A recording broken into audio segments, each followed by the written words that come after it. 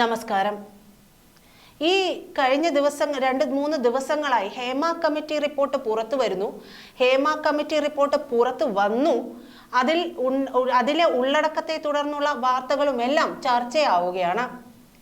അതിൽ കൂടുതലും പറയുന്നത് പുരുഷ പീഡനങ്ങളെ കുറിച്ചാണ്. അപ്പോഴും മറ്റൊരു കാര്യം കൂടി അവിടെ സംഭവിക്കുന്നുണ്ട് എന്ന് പറഞ്ഞു വെക്കുന്നുണ്ട്. ചിലർ തങ്ങളുടെ സ്വാർത്ഥ താല്പര്യത്തിന് വേണ്ടി മക്കളെ തങ്ങളും മക്കളെ കൂടി അവർ ചിലർക്ക് കാഴ്ചവെക്കുകയാണ്. അതിനെ തുടർന്നുണ്ടാകുന്ന പ്രശസ്തി, പണം, പദവി, ഇതൊക്കെയാണ് ഈ അമ്മമാർ ലക്ഷ്യം വയ്ക്കുന്നത്.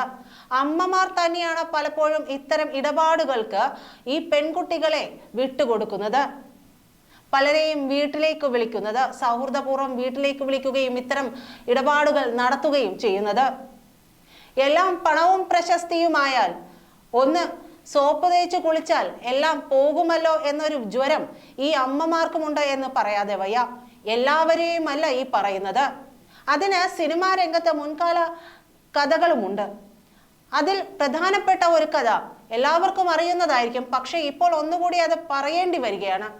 അത്തരത്തിൽ താനും മറ്റുള്ളവർക്ക് അടിമപ്പെട്ടും വഴങ്ങിക്കൊടുത്തും മകളെ സൂപ്പർ താര പദവിയിലെത്തിച്ച ഒരമ്മയുണ്ട്. എല്ലാവരും കേട്ടിട്ടുണ്ടാവും. 2001 നക്ഷത്ര വേശ്യാലയം നടത്തിക്കൊണ്ടിരുന്ന പുക്കാട്ടുപടി ഏലിയാമ്മ പിടിയിലായി എന്നൊരു വാർത്ത. മറക്കാൻ സാധ്യതയില്ല. കാരണം സ്പാകളും മസാജിങ് സെന്ററുകളും ഒക്കെ കൂണുപോലെ മുളച്ചു വന്നുകൊണ്ടിരുന്ന അതിൻ്റെ ഒരു തുടക്കക്കാരി എന്ന് പറയും. ആ തുടക്കക്കാരിയാണ് പുക്കാട്ടുപടി ഏലിയാമ്മ. ആ തുടക്കത്തിന് മുമ്പ് കലൂർ ബസ് സ്റ്റാൻഡിൽ ഈ പുക്കാട്ടുപടി ഏലിയാമ്മ വെള്ളമടിച്ച് ആളുകളെ നോക്കി നിന്ന കഥകളുമുണ്ട്. കൂട്ടത്തിൽ പലരും ഉണ്ടായിരുന്നു, അവർക്ക് വേണ്ടപ്പെട്ടവരും ഉണ്ടായിരുന്നു എന്നുള്ള കഥകളൊക്കെ ഉണ്ട്. അതവിടെ നിൽക്കട്ടെ. എന്തായാലും ഈ സ്പാ സെന്ററിന്റെ മറവിൽ അവർ നടത്തി വന്നത് നക്ഷത്ര വേശ്യാലയമാണ്. അതിന് കൂട്ടായിരുന്നത് വളരെ ചെറുപ്പക്കാരനായിട്ടുള്ള ഒരു ഡ്രൈവറും. ഒടുവിൽ ആദ്യത്തെ ദിവസം ഇവിടെ പോലീസ് റെയ്ഡ് നടത്തുമ്പോൾ ഇവർ മുങ്ങിയിരുന്നു. തുടർന്ന് രണ്ടാമത് ബുധനാഴ്ച നടത്തുമ്പോഴാണ് 4 പേരെ അവിടെ നിന്ന് അറസ്റ്റ് ചെയ്യുന്നത്. പിന്നീട് പുക്കാട്ടുപടി ഏലിയാമ്മയും ഇവരുടെ പ്രധാന സഹായിയായിട്ടുള്ള ഡ്രൈവറും അറസ്റ്റിലാവുകയാണ് ഉണ്ടായത്. ഇത്രയും പറയുമ്പോൾ നിങ്ങൾ ആലോചിക്കും, ആരാണ് ഈ പുക്കാട്ടുപടി ഏലിയാമ്മ എന്നുള്ളത്? അതെ, അതും ഞെട്ടിക്കുന്ന ഒരു വിവരം തന്നെയാണ്. പഴയ കഥകൾ അറിയാവുന്നവർക്ക് അറിയാൻ പറ്റും. പുക്കാട്ടുപടി ഏലിയാമ്മ എന്ന് പറയുന്നത് നടി ലിസിയുടെ അമ്മയാണ്. നടി ലിസിയുടെ അമ്മയാണ് എന്നുള്ളത് തന്നെയാണ് അവരെ ഇത്രയേറെ കുപ്രസിദ്ധയാക്കുന്നതും ലിസിക്കും അതേറെ മാനക്കേടായതും. ഒരിക്കലും ലിസി ഇതിനെക്കുറിച്ച് സംസാരിച്ചതായിട്ട്, അമ്മയെക്കുറിച്ച് സംസാരിച്ചെങ്ങും കണ്ടിട്ടില്ല എന്ന് വേണം പറയാൻ.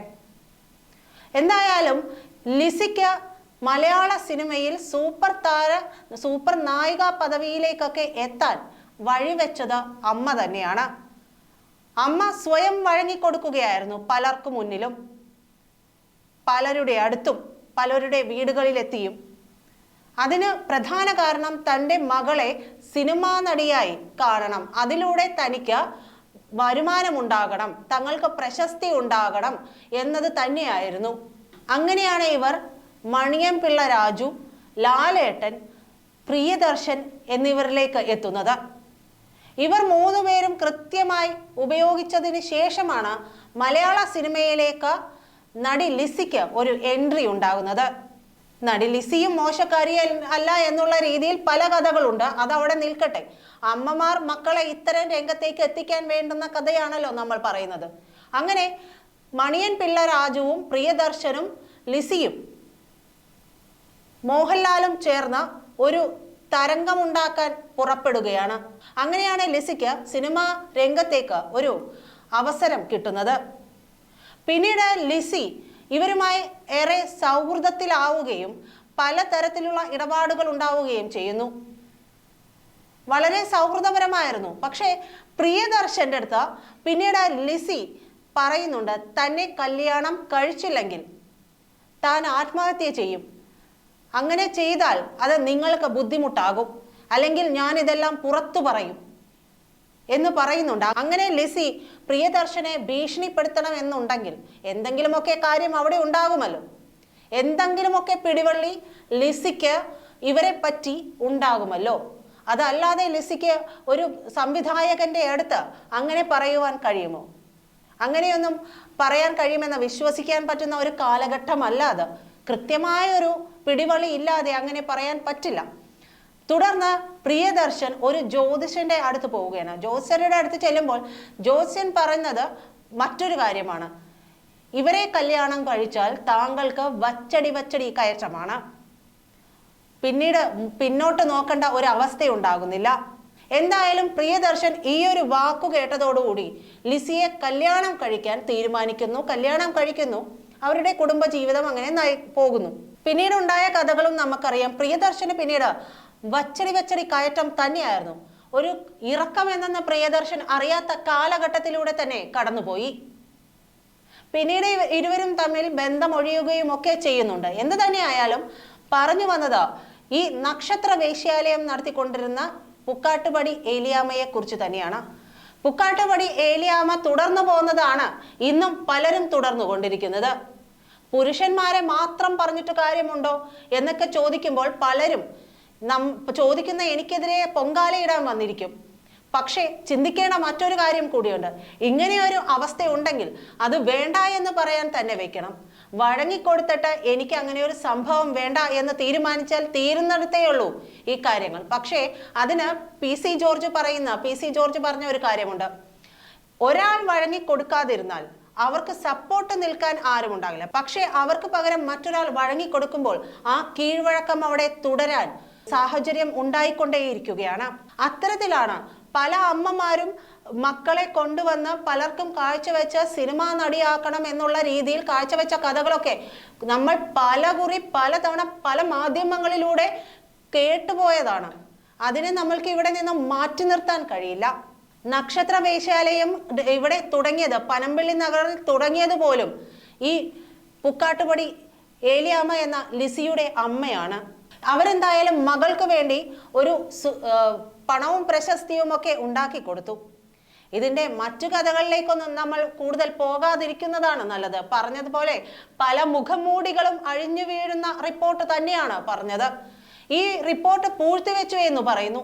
ഈ റിപ്പോർട്ട് പൂഴ്ത്തിവെക്കാതിരിക്കുന്നത് എങ്ങനെയാണ്? പൊളിറ്റിക്കൽ സെക്രട്ടറിയെ നിങ്ങൾക്കറിയാമല്ലോ. പൊളിറ്റിക്കൽ സെക്രട്ടറി ആരാണ്? പി ശശിയാണ്. പി ശശി ആരാണ്? കണ്ണൂർ MLA മകളെ കടന്നുപിടിക്കുകയും ആഭാസത്തരം കാണിക്കുകയും ചെയ്ത വ്യക്തിയാണ്.